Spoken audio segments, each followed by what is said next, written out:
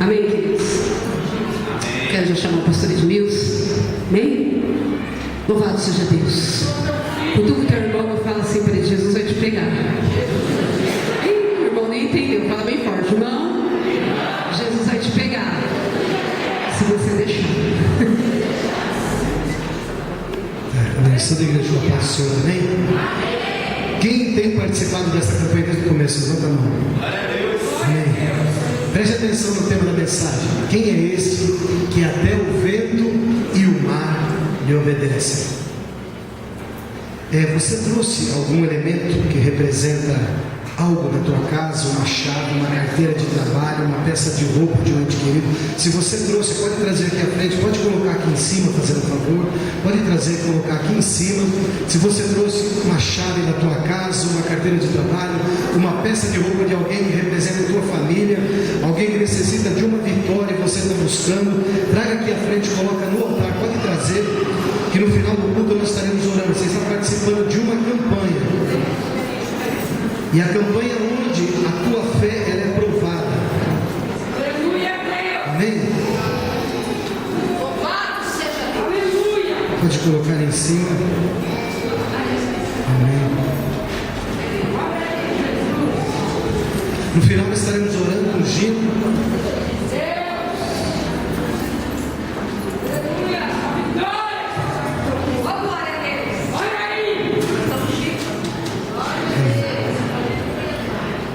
Amém, graças a Deus.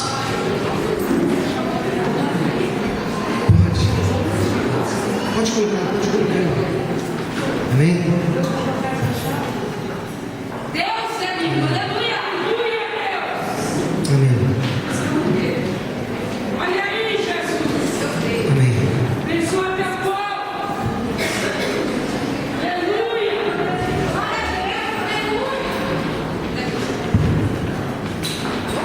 Amados, você tem que ter um testemunho para dar, um testemunho de vitória. E é como o pastor pregou outro dia que ele disse: a tua vitória é do tamanho do teu glória. Amém? A tua vitória é do tamanho do teu glória. Está fraco o teu glória. Oh, glória. Preste atenção, você que trouxe todos esses elementos aqui na frente. Nós temos fotos, temos chave de casa representada, peça de roupa. No final do culto, os obreiros estarão orando, ungindo cada peça dessa. Você vai estar vindo na frente, pegando nas suas mãos. Por quê? Porque a Bíblia diz que na tua mão há unção. A unção do crente de hoje, a unção dos crentes dos últimos tempos está nas mãos. Está nas mãos.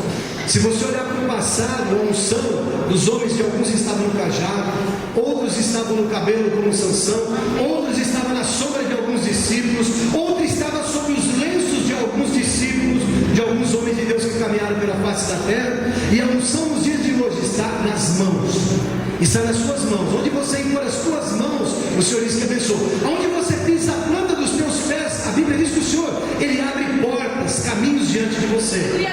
Então há um exercício da nossa fé para nós podermos praticar, para você poder provar a tua fé, para você poder testemunhar da tua fé. Isso é muito interessante. Você tem que provar, você tem que provar a tua fé. Amém? Abra a tua Bíblia no livro de Marcos, capítulo de número 4, versículo de número 35. Marcos 4:35. Aquele que achou, feche os teus olhos. Aqueles que já acharam, fiquem em espírito. Senhor meu Deus e meu Pai, neste momento nós colocamos nas tuas mãos cada um que aqui se encontra.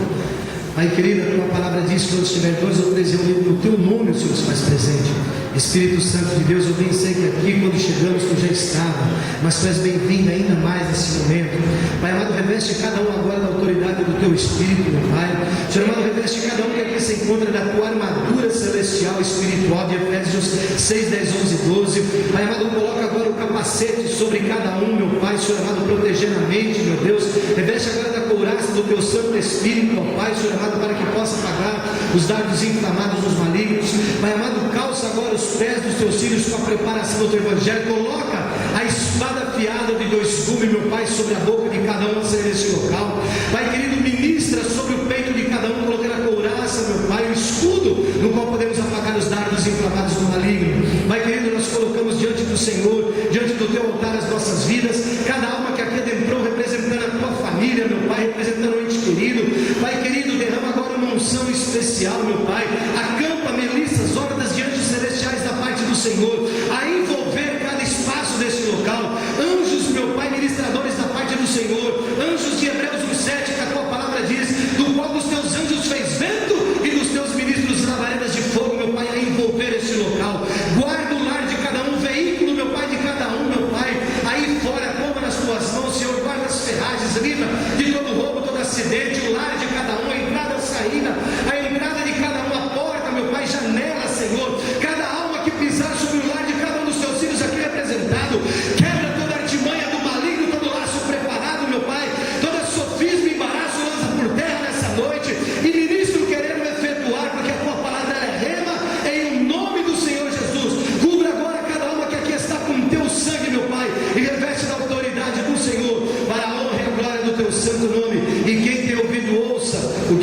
senhores da igreja. Amém? Marcos capítulo de número 4, versículo de número 35, diz assim a palavra do Senhor: e naquele dia, sendo já tarde, disseram-lhes: passemos para outra banda. E eles, deixando a multidão, levaram consigo, assim como estavam no barco. E havia também com ele outros barquinhos. E levantou-se grande temporal de vento, e subiam as ondas por cima do barco, de maneira que já se enchia.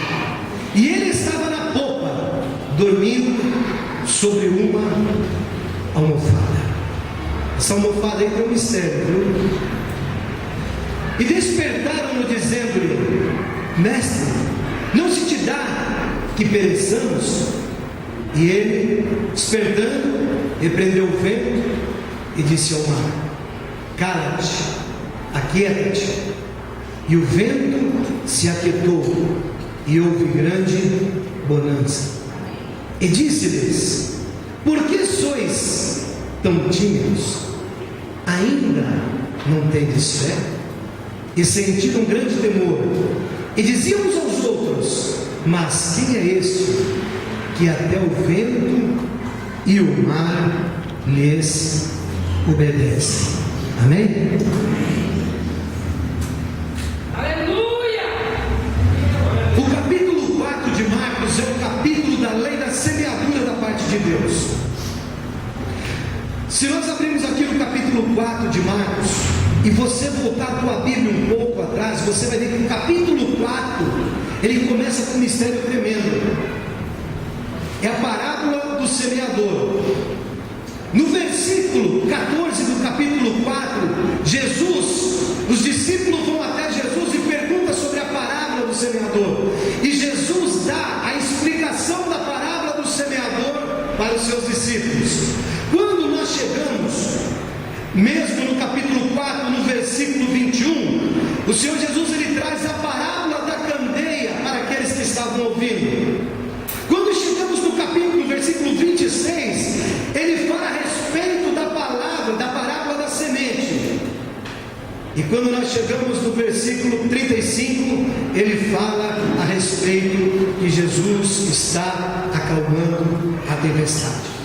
Mas tem algo muito interessante aqui no capítulo 4, no versículo 1, que começa assim, ó: e outra vez começou a ensinar junto ao mar, e ajuntou-se ele grande multidão, de sorte que ele entrou, assentou-se num barco sobre o mar, e toda a multidão estava em terra junto ao mar. Olha aqui para frente.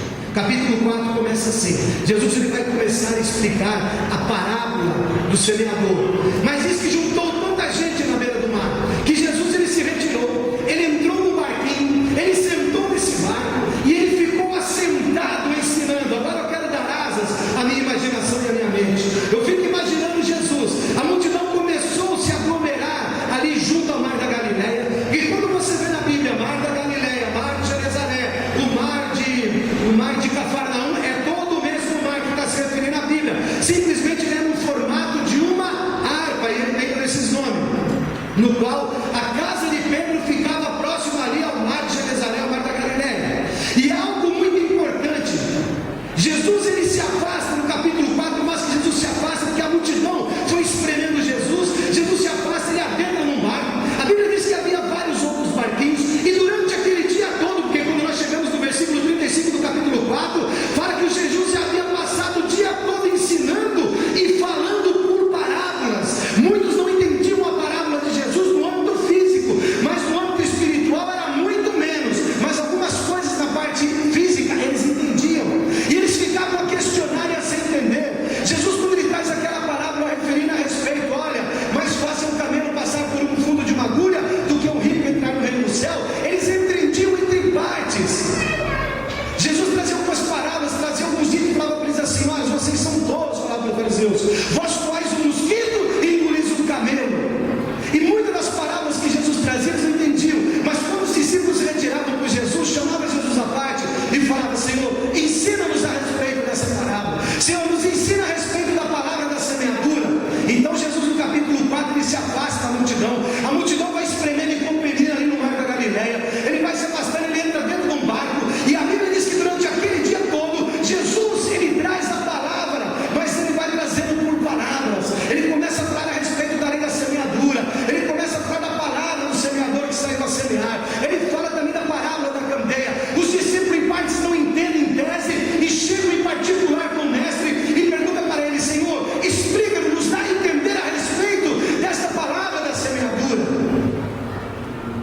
E Jesus trazia eles à parte e falava assim: a vós é dado a entender os mistérios do reino de Deus.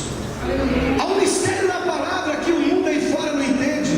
É por isso que muitos leem a Bíblia e não entendem, porque ela é revelada no Espírito para você. É revelada no Espírito. Pode subir aqui 1, 2, 3, 4, 15, 20, pastor, e pregar a mesma palavra a cada um. Deus vai falar de uma forma tremenda e vai usar de uma maneira tremenda, porque a unção do Senhor, ela se renova a cada dia. Eu me recordo que quando eu comecei a ministrar a palavra, eu marquei um versículo. Eu me recordo até hoje que a primeira mensagem que eu preguei era a respeito de Lázaro no túmulo. E eu falei assim: eu vou pregar aqui porque eu não quero mais voltar nessa palavra para pregar. Eu quero ver quantas palavras eu vou pregar. O Senhor falou assim: você é bobo, eu vou te dar essa palavra de uma forma. Você vai em outro lugar, eu vou te dar ela de outra forma. Você vai em outro lugar, eu vou te dar ela de outra forma. Vai vir pessoas a pregar a mesma palavra e eu vou dar de outra forma, porque ela não se esgota. É uma fonte inesgotável da parte de Deus. Ela se renova a cada dia. Passarão os céus e a terra, mas a minha palavra não vai passar, diz o Senhor. Agora acontece uma coisa tremenda para vocês entenderem. Jesus passou o dia inteiro explicando sobre as parábolas. Chegou o cair da tarde e Jesus já estava cansado. Mas Jesus, ele tinha um outro compromisso que ninguém sabia. Jesus, ele estava dentro de um barco sentado, ensinando a todos que estavam ali na beira do mar de Genezaré. E ele sabia, ele tinha uma ocupação. Jesus sabia que ele ia passar do outro lado. E depois que ele semeasse essa palavra a respeito do mar que levantou o grande temporal, ele sabia que ele tinha um compromisso para expulsar um demônio de um homem que vivia dentro de um cemitério, que era o demônio de Gadara, que estava sobre aquele homem que vivia acorrentado e quebrava todas as correntes do cemitério. Jesus, ele estava naquele barco, mas ele sabia do compromisso que ele tinha para ir lá libertar aquele homem do outro lado que vivia aprisionado dentro do cemitério por demônios. Mas a Bíblia diz que quando chega ao cair da tarde, Jesus provavelmente já estava cansado, e junto com aqueles barquinhos que estavam em volta também, eles pediram para que passasse da outra parte e para a outra banda do lado. Olha só agora que coisa tremenda. Eu marquei algo aqui teológico, só para você entender como que a palavra é tremenda. As dimensões desse lago da Galileia, como que era.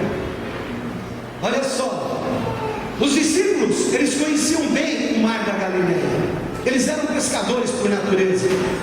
O lago da Galileia, ele tinha 21 quilômetros de comprimento. Você sabe o que é 21 quilômetros de comprimento? É como nós saímos daqui aproximadamente e irmos um pouquinho mais além de São Bernardo do Campo, em linha reta, para você ter uma noção. Um pouquinho mais, deu 21 quilômetros. Então, o mar da Galileia, ele tinha 21 quilômetros de comprimento e 12 quilômetros de largura. Como daqui um pouco mais de Santo André, ali no Rujo, uma coisa assim. Então, para você ter uma ideia da dimensão do mar da Galileia, era assim: ele tinha 21 quilômetros de comprimento, 12 quilômetros de largura, e olha só o mistério, esse mar da Galileia, ele era formado por derretimento que proveniente do Monte Hermon. O Monte Hermon ficava acima do mar da Galileia. Então, quando esfriava a noite, ou quando tinha altas temperaturas, que realmente ali esfriava e caía a temperatura, o que acontecia? Havia o derramamento e o derretimento das neves, elas desciam pelo monte de Hebron. A Bíblia não fala que é como o orvalho de Hebron que desce, né? A Bíblia fala a respeito disso. Descia pelo monte de Hebron e ali formava aquele grande lago, o lago de Genezaré. E esse lago, ele estava a 208 metros abaixo do nível do mar Mediterrâneo. E os ventos que sopravam pela terra adentro, em consequência da temperatura e a diferença entre o planalto do Monte Hermon e a bacia onde estava realmente esse lago aí, essas diferentes, daí ela dava uma depressão no lago e formava ventos às vezes fortes, mas que não chegava até a beira do lago, simplesmente por causa da depressão e por causa da diferença da temperatura. Então, quando chegava a noite, caía, tinha um choque térmico. Então, os discípulos, eles conheciam muito bem isso, eles sabiam essa diferença, eles eram homens do mar, conheciam bem o barco, eles tinham total domínio sobre as manobras, eram os homens que estavam seguros. Então eles falaram: vamos passar com o barco, vamos do outro lado. Agora tem algo interessante. Jesus, ele estava cansado, ele vai para a polpa do barco, ele coloca a sua cabeça sobre uma, eu não ouvi isso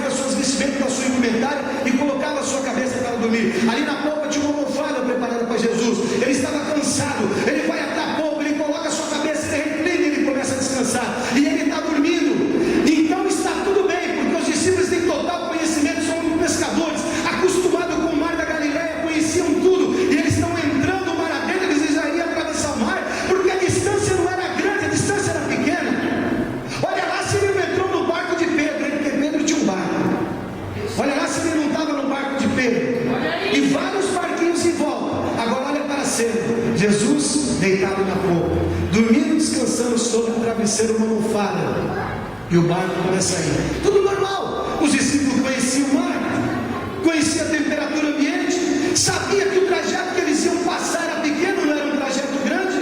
Mas aí acontece algo no meio do caminho. A Bíblia diz que quando eles estavam atravessando ali, eles tinham todo esse recurso, eles partiram confiantes em seu conhecimento, marcavam tranquilo, a distância era pequena, nenhum problema à vista, porque o termo informa, o texto, que repentinamente soprou um forte vento, as ondas começaram a levantar sobre o barco. Os discípulos de Jesus, homens treinados, estavam estarrecidos com a situação. Eram homens que conheciam o mar, já estavam acostumados com situações de perigo, mas o vento era tão forte, a tempestade era tão forte, tudo se enegreceu, o céu fechou, e eles começaram a entrar em pânico.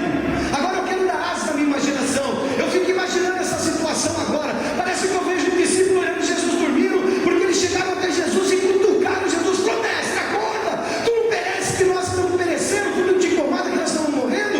Mas para eles chegar ao ponto de cutucar Jesus, parece que eu fico vendo os discípulos, um chegava assim e falava assim: ô João, vai lá, cutuca o mestre, acorda ele. Eu não vou não, vai você, não Pedro, vai, eu não vou acordar não, ele está dormindo, ele está cansado, não, mas vai, cutuca ele, mexe com ele, levanta ele. Não, eu não vou não, vai você, Judas, você não põe a minha mão no mestre, você é perigoso. Já imaginou, meu irmão, lá no barco uma situação dessa?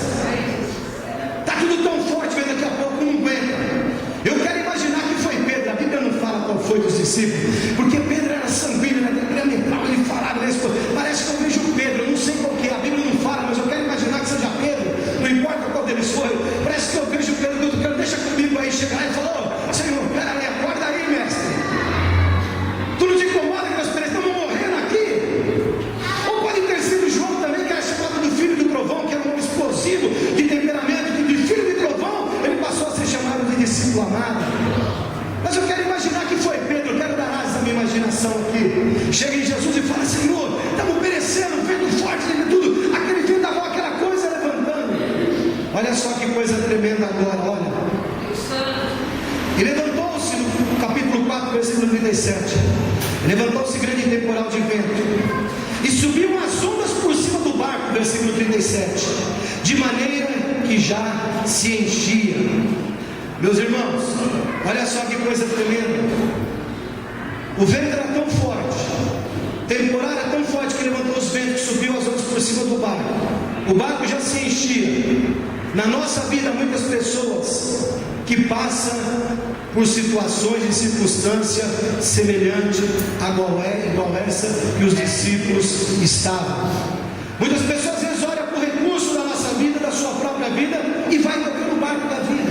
Ele vai tocando o barco tranquilo, com uma autoconfiança, uma autossuficiência, porque os discípulos também entendiam do mar, eles sabiam. E na nossa vida muitas das vezes não é diferente não. As circunstâncias nas nossas vidas também é da mesma forma. Nós entramos com os próprios recursos da nossa vida, nós começamos a tocar no barco da nossa vida, do nosso ser, nós entramos com a nossa autossuficiência, pensando que os nossos recursos materiais, ou os nossos recursos financeiros, nossos conhecimentos, nossos treinamentos nos guiarão em segurança. Os discípulos estavam assim, mas aconteceu algo. Aconteceu as adversidades. E as adversidades, quando elas acontecem, assim como aconteceu dentro do barco, pode acontecer na sua vida, e ela pode acontecer na minha vida. Ela pode mudar o curso da história. A adversidade, ela muda o curso da história. Às vezes nós entramos dentro de um barco e estamos caminhando com a nossa autossuficiência, achando que está tudo certo, que os nossos recursos materiais, tudo, a nossa autoconfiança vai dar tudo certo. Mas chega em dados momentos da nossa vida que acontece da mesma forma. Pode levantar ventos e nós achamos que estamos seguros, e quando nós vemos, nós não estamos mais seguros. Quando muitas das vezes nós não acordamos e percebemos que a tempestade da insegurança já entrou na nossa vida, já entrou no nosso casamento, já entrou dentro do nosso lar, já entrou dentro do nosso local de trabalho, a tempestade se levanta, nós entramos autossuficientes dentro do mar, junto com os discípulos, achando que a situação está segura, e quando manifesta a tempestade, nós não sabemos o que fazer, nós não sabemos como reagir. Olha só que coisa, as trovoadas, os ventos fortes, às vezes sofrem relação dentro do nosso lar, nosso casamento, na vida dos nossos filhos, quando o céu fica todinho escuro. Às vezes o céu fica escuro dentro dos problemas de trabalho, no desemprego, na incerteza, aí tudo começa Aí, meu irmão, a tempestade do problema parece que vai afundar. Fica na mesma situação dos discípulos, parece que vai afundar. Onda de todo lado, no família, no trabalho, na igreja. Aí o que você faz, meu irmão? O que eu faço? Nós temos que fazer o que os discípulos fizeram. Fazer o quê? Clamar por Jesus.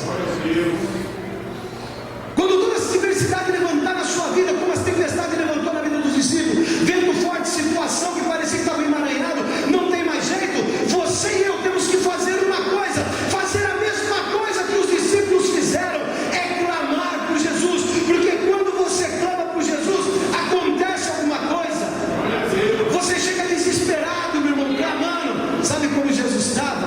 Dormindo. Sabe por quê? Porque todo o controle estava nas mãos dele. Meu irmão, se Jesus está dentro do barco, meu irmão, vai tudo bem na sua vida. Pode levantar a tempestade que for, pode levantar o vento que for, pode levantar a chuva que for, pode levantar o temporal que for, pode levantar a luta que for, mas se Jesus estiver dentro do teu barco, alguma coisa vai acontecer. Olha só que coisa tremenda. Olha só, o que você precisa fazer é fazer o que os discípulos fizeram. Eles clamaram por Jesus. Agora, olha só o que acontece. Como que Jesus estava? Dormindo. Mas quando Jesus acordou, meu irmão, ele estava calmo, sereno e tranquilo dentro daquele mar. Imagina os discípulos cambaleando, segurando na porta, tentando na palma. Jesus calmo, sereno e tranquilo. A